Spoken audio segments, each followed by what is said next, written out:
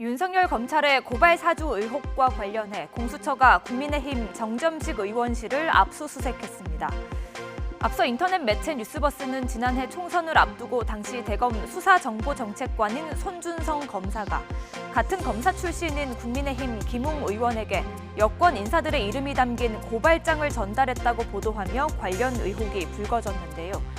뉴스버스는 해당 고발장은 국민의힘 전신인 미래통합당의 법률지원단으로 전달됐다고 전하기도 했습니다. 이에 대해 당시 법률지원단 단장이던 국민의힘 정점식 의원은 뉴스가 있는 저녁 제작진과의 통화에서 해당 고발장을 받은 적 없다고 부인했습니다.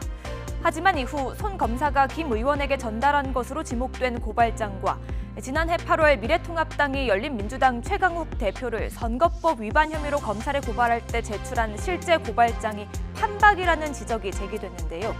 뉴스가 있는 저녁 제작진이 여러 차례 취재한 결과 정점식 의원은 최 대표에 대한 고발장 초안을 자신이 당에 전달했다고 결국 시인했습니다. 자신의 보좌관이 받았고 당내 고발 담당 조상규 변호사에게 건네졌다면서도 고발장 입수 경위에 대해서는 모른다고 선을 그었는데요. 논란이 커지자 국민의힘은 지난달 자체 진상조사에 나서겠다고 밝혔습니다. 원문에 입수해가지고 어떤 경위인지 살펴볼 수 있도록 그렇게 하겠습니다. 김재원 최고위원님께서 맡으시는 공명선거 추진단에서 살펴볼 수 있도록 그렇게 조치하겠습니다. 하지만 국민의힘 아직 뚜렷한 결과물을 내놓지 못하고 있습니다. 검찰도 알아낸 게 하나도 없는 이 판에 저희는 이제 우리 당내의 그 상황에 대해서는 또 나름대로 파악을 했는데 여전히 뭐 모르겠다는 것을 알아냈죠. 모른다는 것을 알아냈죠. 조사된 게 아무것도 없는 거잖아요. 그러면 저를 너무 나무래지 마세요.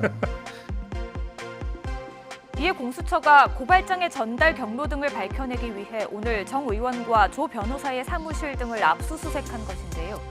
지난달 김웅 의원에 대한 압수수색에 이은 강제 수사에 정 의원은 유감을 표했습니다.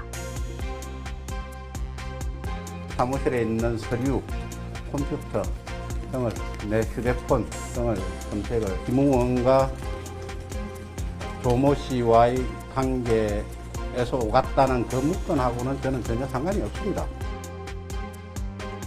고발 사주 의혹과 관련해 공수처는 검찰이 넘긴 사건을 합쳐 수사를 이어갑니다. 현직 검사의 범죄 혐의를 발견할 경우 사건을 공수처로 넘기도록 한 법 조항에 따른 것인데요.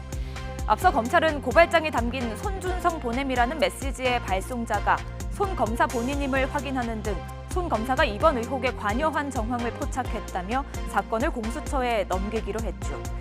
공수처는 윤석열 전 검찰총장 측이 박지원 국정원장과 고발 사주의 제보자 조성은 씨를 고발한 이른바 제보 사주 의혹에 대해서도 수사를 시작했습니다. 결국 고발 사주 의혹을 두고 맞서는 양측의 사건을 모두 공수처가 담당하게 됐는데요. 이런 가운데 고소 고발은 계속 이어지고 있습니다.